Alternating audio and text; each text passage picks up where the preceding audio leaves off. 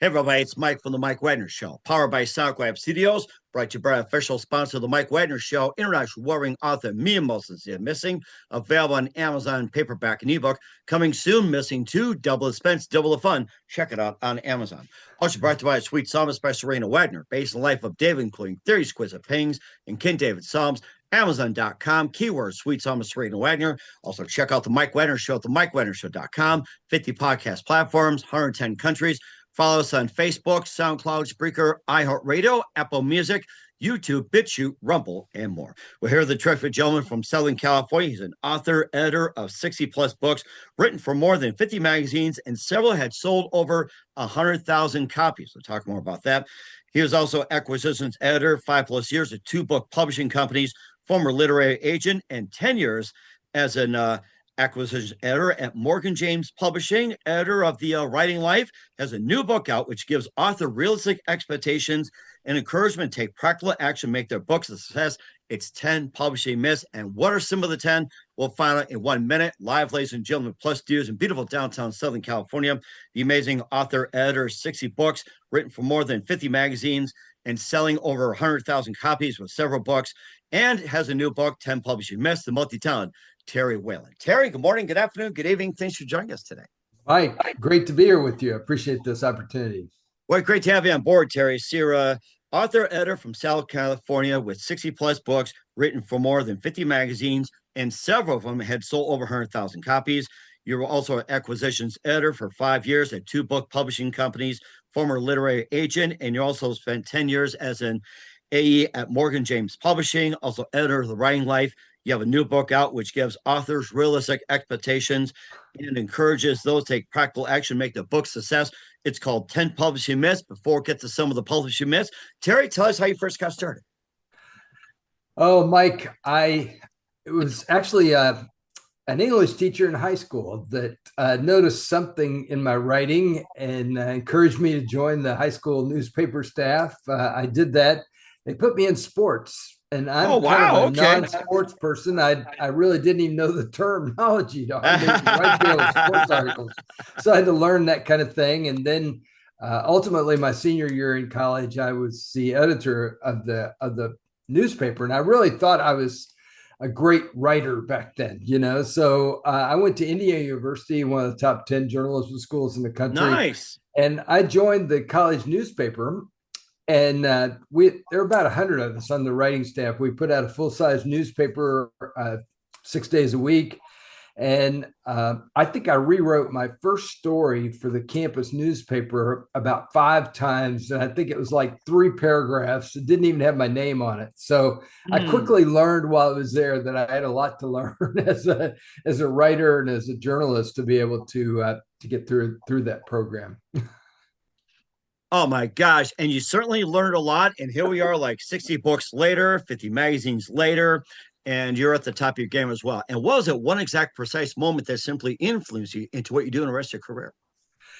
I would think a real key moment in my life was when I was a sophomore in college. I joined one of the active social fraternities there. I was out drinking, and this is back in the pre-computer days. I was sitting in my old Royal typewriter. I couldn't get my fingers on the right keys. Oh, yeah. I remember those typewriters. I adore those things. I'll tell you. I wish I had one right now as we speak, like a big, tall metal cup of coffee, a rotary phone. And of course, having a copier was the luxurious item. And of course, you had like a classic lamp and a metal desk and a metal chair. I remember that with some patents. That's right. I was sitting shoulder to shoulder with somebody else. We were all typing our stories out. And I knew my copy wasn't going to look good because I couldn't get my fingers on the right keys. And I kept muttering to myself, Jesus Christ, Jesus Christ. And this little blonde haired girl that was sitting next to me turned to me and she said, "Oh, Terry, don't say that, because one of these days when you really need Jesus, you'll call out for him and he won't be there." And I thought, what's this? I'm a Christian. I go to church when I'm at home. She recommended that I go down to this little bookstore a couple of blocks off the Indiana campus. They had pretty cards and posters, and maybe I'd find a book that interested me. I wandered down there a couple of days later, and I bought this book called Jesus the Revolutionary. I thought, how in the world could Jesus be a revolutionary? I took that book back to my room. I read that book, showed me a different side of Jesus than I'd ever seen before. And about that time, somebody invited me to this Jesus people gathering in downtown Bloomington, Indiana. They were all sitting on little scraps of carpets with little candles lit. And those people, Mike, had something that I didn't have. And so I got a Bible, and I've been going the Jesus trail of my life ever since. My journalism colleagues thought I was a little crazy because instead of becoming a newspaper reporter on the Indianapolis Star or the Chicago Tribune, one of those places like we all thought we were going to do, I joined this group called Wycliffe Bible Translators, and I trooped Oh, off wow. to Guatemala, Central America. I worked among the Southwest Cachiquel people. I spent 17 years with them. That's why I have a New Testament on my shelf from that language that I worked on. And it's that whole experience showed me that books change people's lives. And I know that firsthand because I read this book that changed my life. Oh my gosh, that was something. You thought you'd be in Indianapolis, Chicago, New York, Los Angeles, or even at Bloomington or Rockford, Fort Wayne, and here you are doing some work for the Lord in Guatemala. That is terrific. Like, who knew that's a whole thing? So, It was amazing. And even while I was at Wycliffe, I started off writing for magazines, and I went to a writers conference, and I always encourage people to go to a writers conference because you meet editors and agents, you learn a lot about how this whole business works. And I was out walking with an editor from David C. Cook, and she turned to me and she said, "Terry," she said, "I have a problem." And I always listen when these editors tell me what their problem is. And she said, "I have this whole line of children's books, and our mission as a company is that we're supposed to give books to children and show them that there's a wide world out there where they should go with their lives. We don't have a single book that says anything about that. What kind of ideas do you have, Terry, that in that area?" Well, at that point in my life, my kids were little. I was reading a lot of children's books, and I knew that Stephen Lawhead, who writes fantasy, also had a line of children's books that he oh, did wow. called Howard Had a Hot Air Balloon, Howard Had a Spaceship. It combined real pictures with a little cartoon character to show kids, to help them be able to visualize it. And I said, what if we created this book with our real pictures from Wycliffe from around the world that combined with a cartoon character to show kids that they could go anywhere with their lives. Hmm. She said, "Oh, that's a good idea, Terry. Write that up and send that to me." So I made a little note. I went home, I wrote it up. We went back and forth a few times. And that ultimately became my first book that was published in 1992, a Oh, little wow. children's book called When I Grow Up, I Can Go Anywhere for Jesus. How do you like that? A great idea coming from you, and that's a perfect book. Of course, mentioned some of the a few of the authors and working in that ministry as well. Who are some of your favorite authors, your favorite writers, and your favorite books growing up? Oh, I have a lot of favorites. I've written a lot of biographies because as a kid I read a lot of biographies. So I've written biographies on people like Billy Graham, Luis Palau, Billy Sunday, uh, John Perkins, Sojourner Truth, Samuel Morris, people like that. Um, I love helping people tell their stories. So I've co-authored a number of books with different people. I've written children's books, devotionals, just all kinds of stuff through the years. It's been Oh fun. my gosh! And you've got your own as you got your own as well too. You've got the writing life, jumpstart your publishing dreams, insider secret to skyrocket your success. We'll be talking about that plus the 10 publishing myths with Terry Whalin. But first, listen to the Mike Wagner Show at the MikeWagnerShow.com, powered by SoundCloud Studios. Visit online at SoundCloudStudios.com for all your needs. Look at a professional website without breaking your budget. SoundCloud Studios is the answer. SoundCloud Studios offers fast, affordable custom web designs that blow the competition away. Call today 1 800 303 3960. That's 1 800 303 3960. Email to support at sonicwebstudios.com. Mention the Mike Wagner Show. Get 20% off your first project. Sonic Web Studios. Take your image to the next level. Also, time to give official shout out to our official sponsor of the Mike Wagner Show, international warring author Mia Molson-Zia. If you love fast-paced mysteries, you love Missing by Mia Molson-Zia, available on Amazon, paperback, and ebook. Missing is fast-paced and intriguing with an unforgettable twist. Takes place in 4 countries, 2 strangers, 1 target, where truth is illusion and those will be the first go missing. It's available on Amazon and paperback and ebook. Missing by me and Molson Z has got great reviews. And Eve Levin and George by Howard celebrities, including Joanna Cassie, Forrest Riley, and many others. So grab your copy today for Goes Missing by Me and Molson Z, available on Amazon. Coming soon, Missing 2, Double the Suspense, Double the Fun. Check it out on Amazon. Also brought to you by The Sweet Psalmist by Serena Wagner, based on the life of David, including theories, quiz of pains, and King David's Psalms. The Sweet Psalmist gives new perspective of David through the Psalms you wrote, and as the time of shipwreck started, and complicate your turbulent relationship with King Saul. It's a story of love, betrayal, repentance, hope, and more. Check out The Sweet Psalmist by Serena Wagner on Amazon. Keyword Sweet Psalmist Serena Wagner. Also, check out The Mike Wagner Show at themikewagnershow.com, 50 podcast platforms, heard in 110 countries, and check us on our social medias and platforms: Facebook, SoundCloud, Spreaker, Spotify, iHeartRadio, BitChute, Apple, and more. Take us with you on any mobile device. And for great gift ideas, go to Amazon.com. Check out the Mike Wagner Show podcast, T-shirts, pop sockets, throw pillows, tote bags, hoodies. Makes great gifts 24/7. Go to Amazon.com. Check out the Mike Wagner Show podcast. And for more great gift ideas, go to Amazon.com/me and Molson Zia. Great books, merchandise, and more. And support the Mike Wagner Show on Anchor FM, PayPal, and the MikeWagnerShow.com.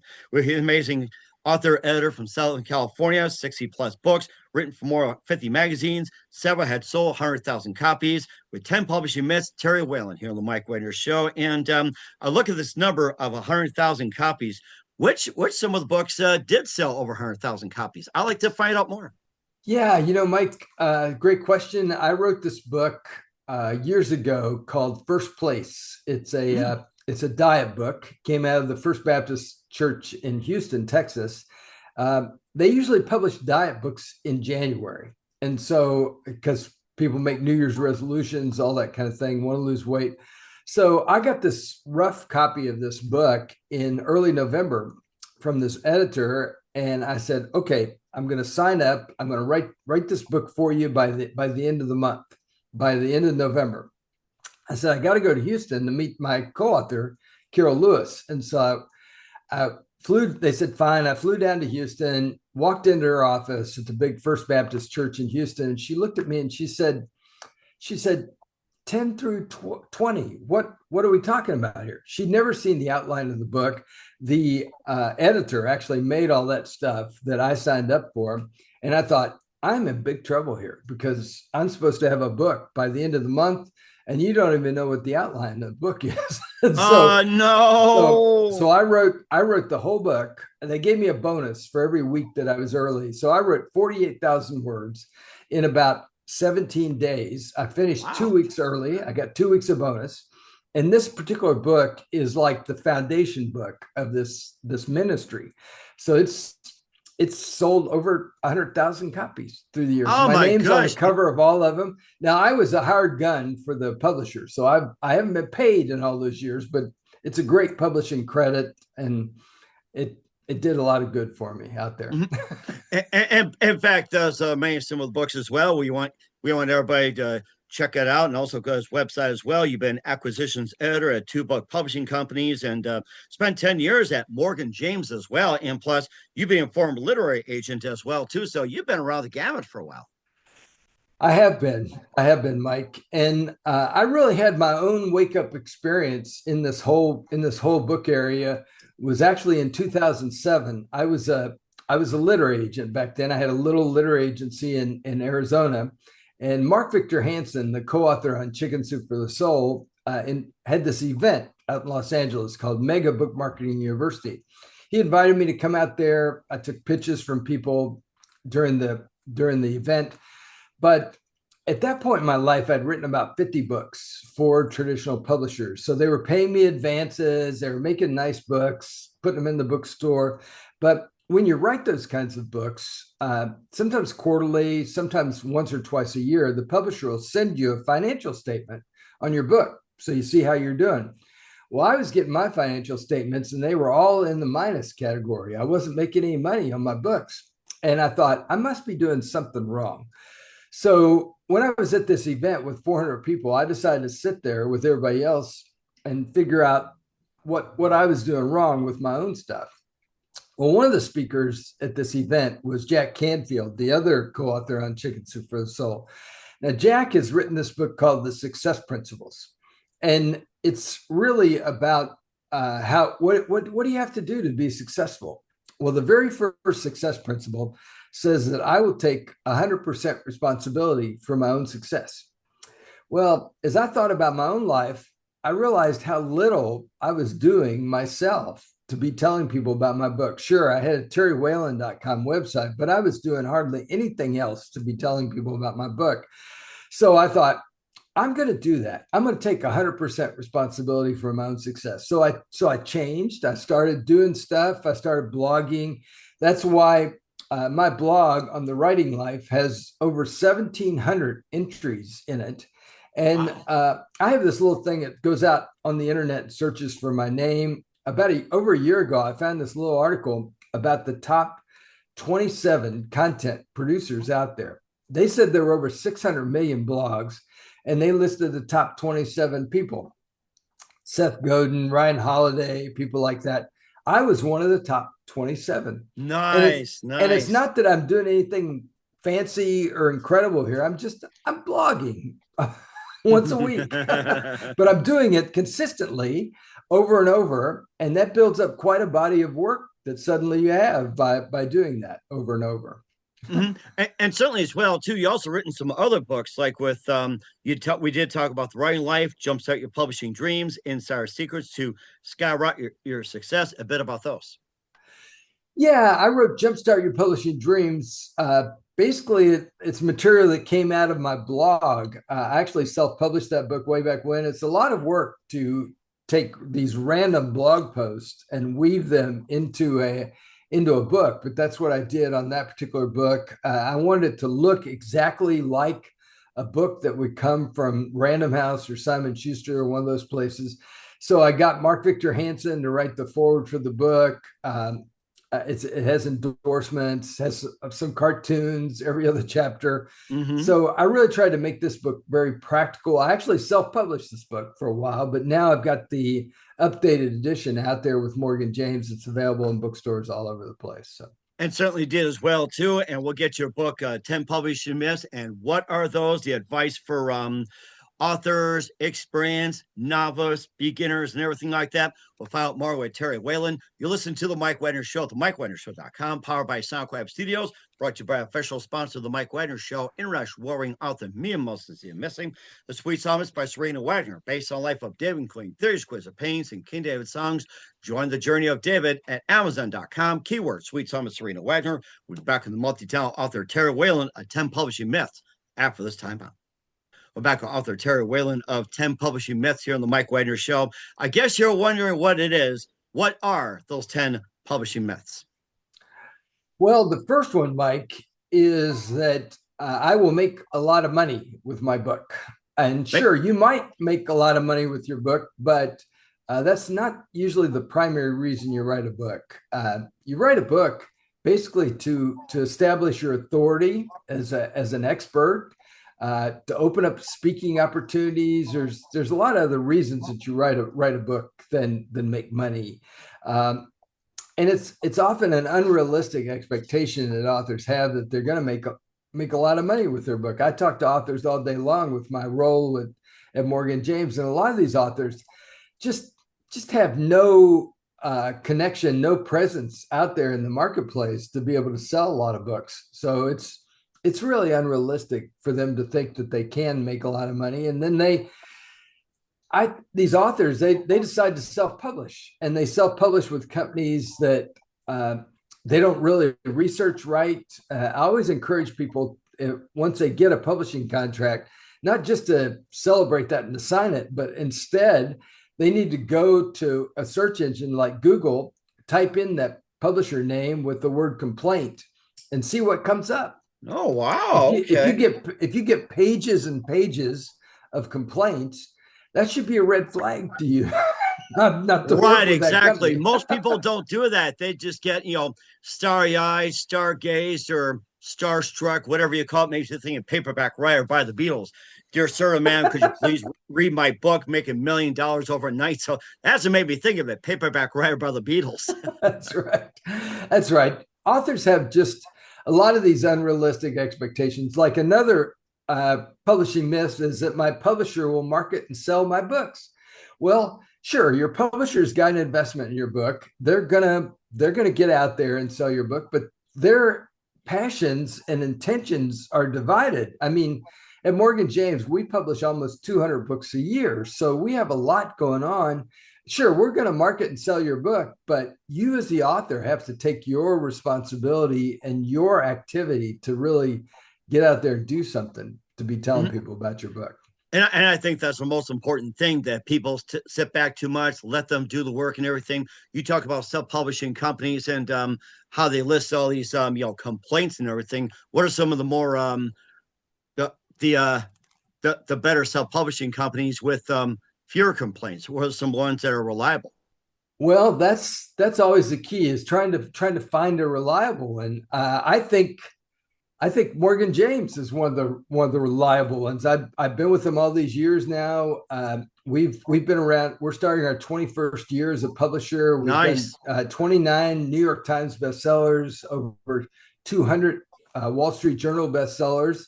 Um, if Sure, every publisher has complaints, and the stuff that's out there about Morgan James is old and doesn't really have any merit or truth to it. um, we've we've got a whole different system, and I explain that to authors. I spend a lot of time on the phone with them to explain to them how we distribute the books, how we get them out there, all that kind of thing. So I think our publishing option is a good one. Hmm. And of course, the difference between self-publishing and traditional publishing, in your opinion. Well, traditional publishing in general, they take all the rights, they have all the control, and basically they make the book and then encourage you to sell it. But um, if you don't if you don't sell it, then they take it out of print after 6 months and destroy those books. So I think, I mean, sure, traditional publishing is great if you can go that route, but they have high expectations too on the traditional side, that they're trying to sell 50, 100,000 books, in the first year type thing. And Right. so Yeah. it's very hard to get in with those people. Self-publishing, on the other hand, um, anybody with a computer believes they can self-publish, and we all have computers, so we can certainly produce something, but that doesn't mean we should publish it, and that doesn't mean that we shouldn't use outside freelance editors to make it good and have a good foundation. At Morgan James, we sell books on Amazon, as they're a big customer of ours, but they're only 24% of our overall business. So the way I look at it, you publish with Amazon, you're missing 76% of what we do for the book out there. I Hmm. mean, we sell our books on 180 online platforms. We're in brick and mortar stores. I mean, distribution, I think we sell at Target, for example. That's where our books are, one of the places our books are sold. So you want your book out there in the broadest possible way, where people can find it at the end of the day. Hmm. And also, most importantly, too, if for writers out there, what's the best advice as well, too, to become successful? Beginner, novice, expert, and everything like that. What's the most important attribute to become successful? Well, to be successful, it's a lot of times it's being in the right place at the right time with the right stuff. So it's who you know as much as what you know. So get to a writers conference, like I was telling you about. Meet these people, learn from them, form these relationships. Part of the reason I wrote this 10 publishing myths book was really to give people practical information. There's a lot in publishing that's outside of our control, and so I in particular, I really tried to emphasize the traits that and the actual steps that people could actually take themselves. For example, I'll talk to an author and they'll say, well, my connections are over on LinkedIn, or my connections are on Facebook. Well, those may be great platforms, but in the business, we call those rented platforms, because I don't control LinkedIn or Facebook. Matter of fact, I could be kicked off those places tomorrow. So I always encourage people, in each chapter of this, I have what I call a myth buster action, an MBA, where I really encourage them to take a practical thing that they can actually do, because we control our own website, our own blog, our own newsletter, those things you can actually have control over. So I really encourage people to go in that kind of direction. The other thing I did, Mike, to make it easy for people to get this book is I set up a website. If they go to publishingoffer.com, you can get this book from me for only $10. And that Nice. includes the shipping, along with over $200 worth of free bonuses that you get when you buy this book. Now, these aren't just bogus, free bonuses. One of my bonuses, for example, I interviewed a friend who sold thousands of his books to public libraries. And he goes Nice. over all the details how he did that. I mean, people forget there's over 9,000 public libraries in this country, and those guys have budgets to be able to buy books. Oh wow! So, You, so you can sell them to public libraries, not just donate, but to sell them. And you there's got can to be sell them. and there's got to be a unique tactic to that.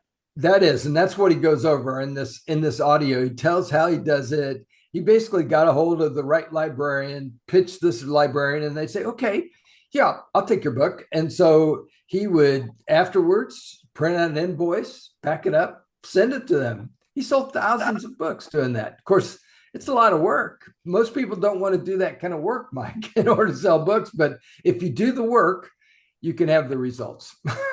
And plus, you mentioned about the 11th myth as well, too, which has been talked about, and perhaps the 11th myth, and how can people acquire that? Yeah, the 11th myth. When I got the endorsements for this book, Alice Kreider, who's an acquisitions editor, told me, she said, "Terry, you're missing the 11th myth." I'm like, "Okay, I'll bite, Alice. What's the 11th myth?" She said, "Well, the 11th myth should be that if I send my book to Oprah Winfrey, she'll book me on her show." And I thought, that's a great myth. I should write that chapter. So I decided to write that chapter.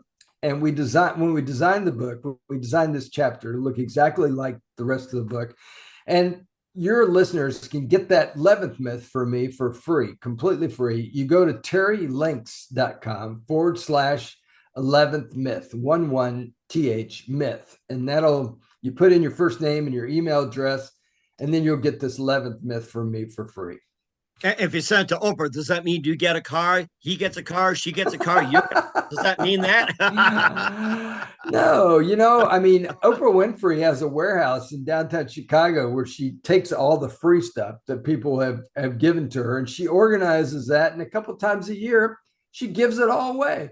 Sure, you send your book to Oprah if you want your book in that pile of free stuff that she gives away.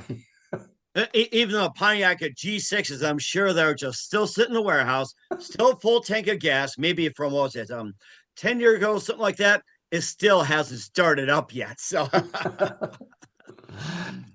That's and true. There's a lot of other more valuable things that you can do with your time and your books than pack one up and send one to Oprah Winfrey, I'm sure. and how about some other ways to market your books besides what you got? Some of the other unique ideas. Well, another way to market your book, people forget about this. In the book business, for example, if your book sells 5,000 copies during the lifetime of the book, that's a pretty good number that you've done that. People forget about magazines. You mentioned that I've written for over 50 magazines. Well, I'm still writing for magazines, Mike, because when you write for magazines, it's pretty easy to reach 100,000, 200,000, 500,000 people with your magazine article. And at the bottom of that magazine article, it can say Terry Whalin, the author of 10 publishing myths, and give my website. So it's a great promotional tool, and it's a way to get out there much broader than probably any book that you write will ever get out there. Mm-hmm. And is there any other myths you like to share or talk about as well? Uh, you know, there's just a lot of these things. My editor will fix all of my mistakes is another one. I don't know a book that gets out there that doesn't have some error or something in it, even though it goes through multiple screens and everything. So you want to be realistic as far as what's actually going to happen with your book at the end of the day. Mm-hmm. And of course, it takes a lot of editing. And I've seen some books on Amazon. I read through. It's like some books are written great, and some books are just written lousy. So it's like you got to clean it up. That's the most important thing. In the meantime, Where can we find your book, 10 Published and Missed, and how it works at, Terry? Well, like the best place, like again, to get 10 Publishing Myths, it's available in bookstores everywhere, but the best place is to get it directly from me. If you go to publishingoffer.com, that'll you can get it for $10, including the shipping. And that's probably the best way to do that kind of thing. But you can get it anywhere. It's in bookstores all over the place. And how about your website? How do people contact you? They can contact me at terrywhalin.com. I actually have my personal email address right in my X Twitter profile. I have 175,000 followers over there on Twitter, but my personal email address is right there, Terry at terrywhalin.com.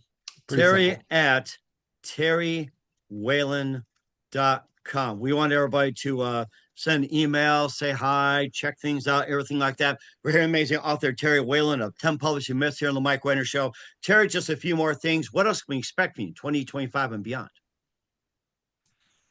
Oh, what am I expecting? I'm expecting that I'm going to be doing more podcasts like this. I'm expecting that I'm going to be acquiring more great books and great authors at Morgan James Publishing. I'm doing that all the time.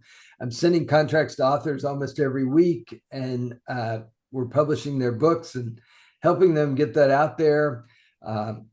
It's a great time. I believe that we live, Mike, in one of the greatest times in human history. I heard Marcus Duhay, who just stepped back from being the CEO of Penguin Random House, say that we live in one of the greatest times in human history since Gutenberg invented the printing press. Right. That's been the big thing. You're right. I really believe that's true. But as individuals, we need to really be out there in the marketplace and seize those opportunities in order for them to happen. They don't just rain on you. You have to actually actively do something for them to transpire. And I think that's really important as well, too. Who do you consider biggest influence in your career? Oh, I have a lot of influences in my life and career. All these people that I've interviewed more than 150 best-selling authors, and each of these authors have just invested so many things in my life that they've taught me, and that's one of the reasons I love to be on these kind of shows and give back from this process. And certainly indeed as well. You're doing a great job. What's the best advice you can give to anybody at this point?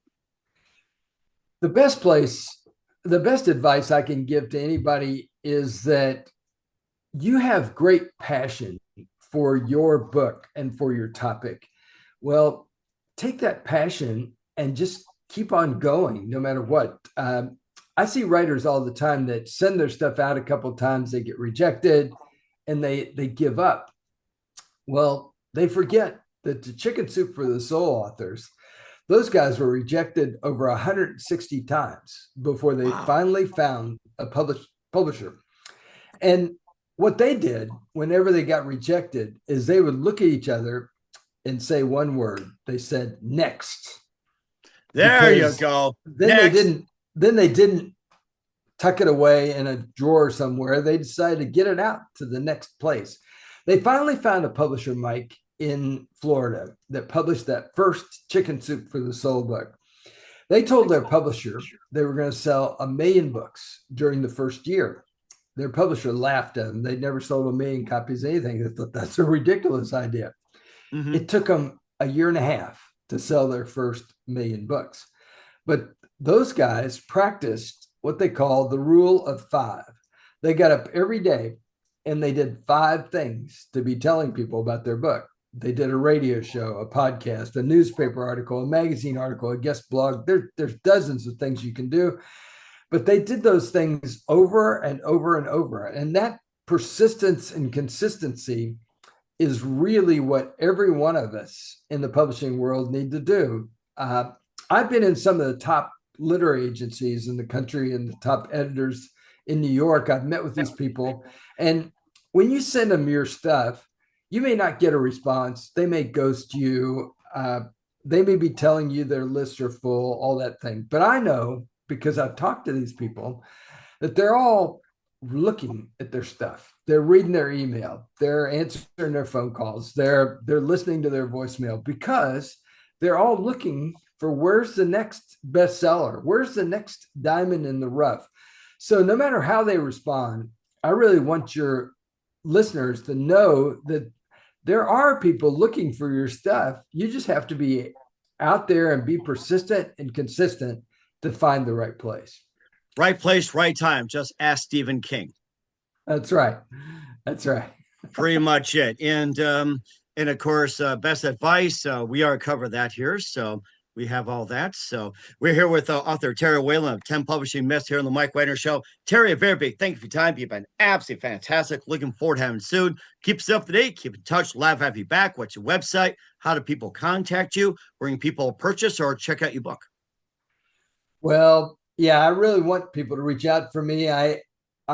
People say call me one of the most accessible people in publishing. A lot of these people you can't even reach them, Mike. So that's why I have my personal email address on my Twitter profile there, and why I do answer my email and my phone calls. I really want people to be able to plug in and be able to get done what they want to get done out there.